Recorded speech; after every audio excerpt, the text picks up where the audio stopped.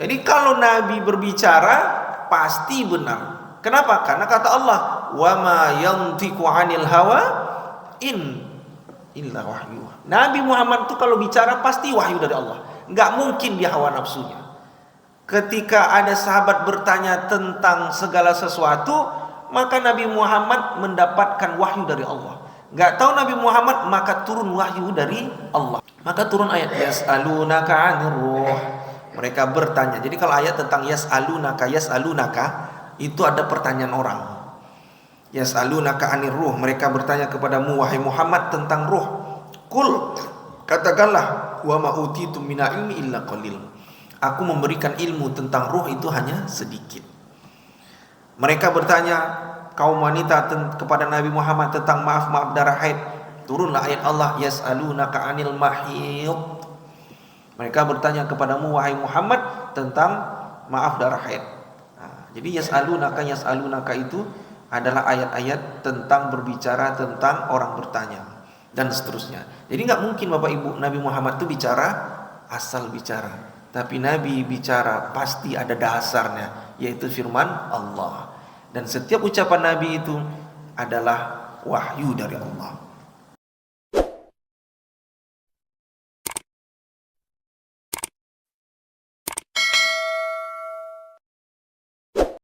Bapak Ibu yang Allah muliakan, kita lanjutkan kajian kita tentang sirah nabawiyah bulan lalu sampai dengan peristiwa Nabi Muhammad sallallahu alaihi wasallam lahir, yang mana waktu itu orang-orang majusi itu menyembah api.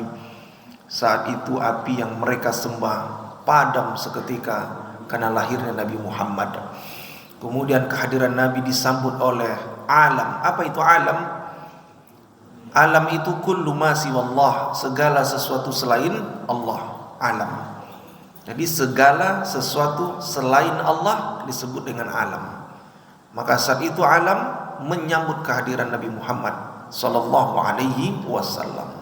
Begitulah rindunya alam terhadap utusan Allah bernama Rasul Nabi Muhammad sallallahu alaihi wasallam.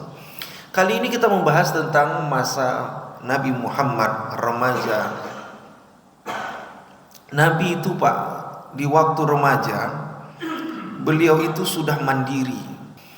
Di waktu Nabi Muhammad remaja dari usia 10 sampai 25 tahun sebelum menikah, Nabi Muhammad itu sudah mandiri. Salah satu bukti Nabi Muhammad mandiri, Nabi sudah mengembala kambing. Kenapa begitu? Karena Nabi Muhammad ingin menunjukkan dirinya sudah bisa mandiri, karena ketika Nabi Muhammad lahir sudah dalam keadaan yatim. Nabi Muhammad SAW mampu dia mandiri, maka di usia remaja beliau mengembala kambing. Sama siapa teman bermain beliau itu, Bapak Ibu yang Allah muliakan? Bersama anak dari paman Nabi bernama Hamzah bin Abdul Muthalib. Nabi itu waktu remaja, sifat yang selalu kita imani, ada 4 karakter Nabi: fatonah, amanah, siddiq, tabligh. Itu sudah tercermin di saat Nabi remaja, Pak. Jadi Ibu Bapak yang Allah muliakan, karakter disebut Nabi mesti 4 minimal ini, Pak. Minimal 4 ini. Kalau tidak ada dari 4 ini, maka mustahil dia disebut dengan Nabi, Pak. Apalagi ada sekarang orang mengaku Nabi setelah Nabi Muhammad. Apa dia? Yang pertama, Nabi itu fatonah, cerdas. Dia mesti fatonah. Yang kedua, Nabi itu memiliki sifat namanya siddiq. Siddiq itu omongannya pasti benar, Pak. Tidak menyebarkan, kalau sekarang istilahnya hoax. Jadi kalau Nabi berbicara pasti benar. Kenapa? Karena kata Allah, "Wa ma yantiqu 'anil hawa in illa wahyu." Nabi Muhammad itu kalau bicara pasti wahyu dari Allah. Enggak mungkin dia hawa nafsunya. Ketika ada sahabat bertanya tentang segala sesuatu, maka Nabi Muhammad mendapatkan wahyu dari Allah. Enggak tahu Nabi Muhammad, maka turun wahyu dari Allah lewat Jibril alaihissalam. Seperti contoh misalnya, pada waktu itu orang itu bertanya tentang Nabi Muhammad, "Ya Rasulullah, bagaimana pendapatmu tentang ruh?" Ibu tahu ruh? Roh, arwah kalau orang bilang. Padahal arwah itu jamak dari ruh. Ruh-ruh, lebih dari satu ruh disebut arwah. Maka turun ayat yas'alunaka 'anir ruh. Mereka bertanya. Jadi kalau ayat tentang yas'alunaka itu ada pertanyaan orang. Yas'alunaka 'anir ruh, mereka bertanya kepadamu wahai Muhammad tentang ruh. Qul, katakanlah, wa ma utitum minal ilmi illa qalil. Aku memberikan ilmu tentang ruh itu hanya sedikit. Mereka bertanya kaum wanita kepada Nabi Muhammad tentang maaf darah haid. Turunlah ayat Allah yas'alunaka 'anil mahid. Mereka bertanya kepadamu wahai Muhammad tentang maaf darah haid. Jadi yas'alunaka itu adalah ayat-ayat tentang berbicara tentang orang bertanya dan seterusnya. Jadi nggak mungkin Bapak Ibu Nabi Muhammad itu bicara asal bicara, tapi Nabi bicara pasti ada dasarnya, yaitu firman Allah. Dan setiap ucapan Nabi itu adalah wahyu dari Allah. Yang ketiga apa? Nabi Muhammad itu tabligh. Apa maksud tabligh itu? Memiliki komunikasi bagus. Jadi kalau beliau bicara itu Pak, dimengerti lawan dan kawan. Itu Nabi Muhammad. Kalau sekarang istilahnya public speaking beliau itu bagus. Ketika bicara orang semuanya pada saat itu langsung mendengar instruksi Nabi Muhammad. Jadi mustahil Nabi Muhammad ketika bicara tidak mengerti suku kata, artikulasi atau bahasa sekarangnya cadel, nggak mungkin Pak. Karena sifat daripada Nabi itu adalah tabligh, menyampaikan jelas. Setiap yang diucapkan Nabi Muhammad itu merupakan wahyu dari Allah, maka itu berdasarkan hukum. Nah, jadi Bapak Ibu, hadis itu jangan dimaknai dengan qaul saja. Qaul itu apa? Ucapan. Seperti qala Rasulullah, kalau jadi qala itu ucapan. Hadis itu ada yang namanya ucapan, qaul. Ada namanya fi'li, perbuatan Nabi. Nabi itu perbuatannya contoh. Kalau beliau berjalan itu Bapak Ibu, berjalan, lalu ada orang di belakang memanggil ya Rasulullah, lalu Nabi membalikkan 180 derajat tubuhnya kepada orang yang memanggil.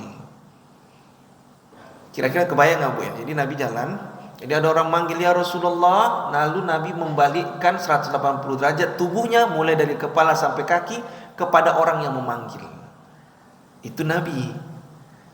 Maksudnya apa? Ternyata di situ ada unsur Nabi menghormati orang yang memanggil. Jadi jangan sampai kalau kita dipanggil orang, Assalamualaikum Pak Haji, Waalaikumsalam, cuman kepala, jadi nolehnya ke belakang. Ini berarti terkesan sombong. Tapi kalau ada orang belakang yang memanggil kita, maka usahakanlah balikkan 180 derajat wajah kita, mulai dari rambut sampai ke kaki. Itu menandakan Nabi menghormati orang yang memanggil. Nah itu yang jarang kita lakukan Pak. Ini kalau ada orang manggil, balikkan. Ada komunikasi dua arah. Nah itu adalah perbuatan Nabi yang harus kita contoh. Itu fi'li. Ada namanya takriri, ketetapan Nabi.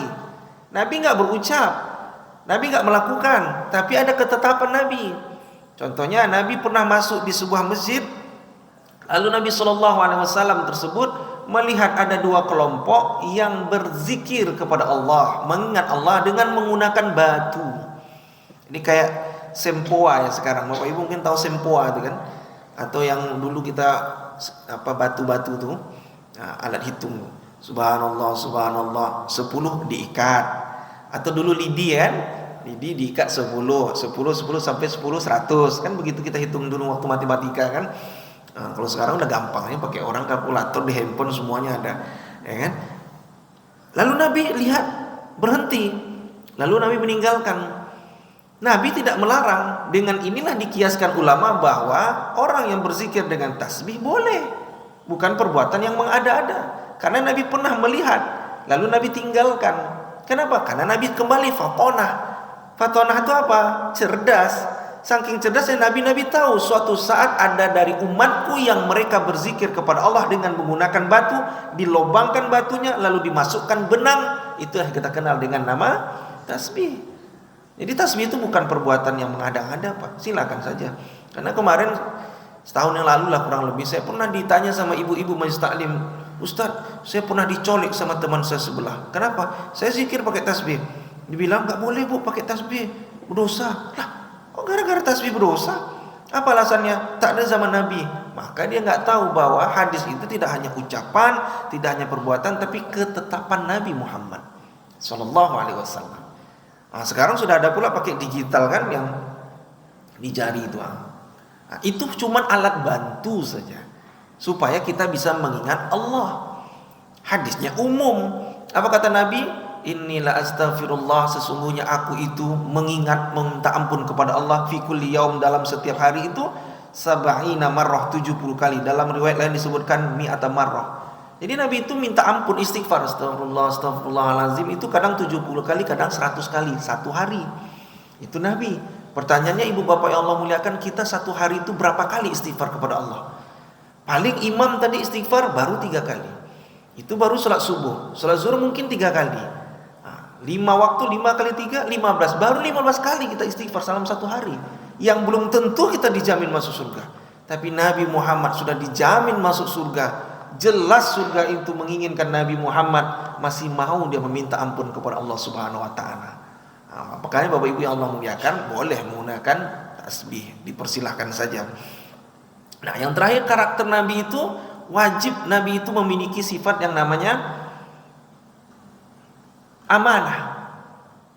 Nabi itu Bapak Ibu di waktu remaja, barang-barang orang Quraisy itu dititipkan Nabi. Karena orang tahu bahwa Nabi Muhammad itu percaya orang meletakkan barang. Karena saking percayanya, setiap barang yang diletakkan orang di tempat beliau, maka beliau kembalikan, bahkan beliau lebihkan Pak. Begitu hebatnya Nabi. Itu saja Bapak Ibu yang Allah muliakan. Saya mohon maaf jika ada tutur kata kurang berkenan. Mudah-mudahan tetap istiqomah, sehat selalu Bapak Ibu dalam memakmurkan masjid ini. Terima kasih, mohon maaf sekali lagi. Subhanakallahumma wa bihamdika asyhadu an la ilaha illa anta astaghfiruka wa atubu ilaik. Assalamualaikum warahmatullahi wabarakatuh.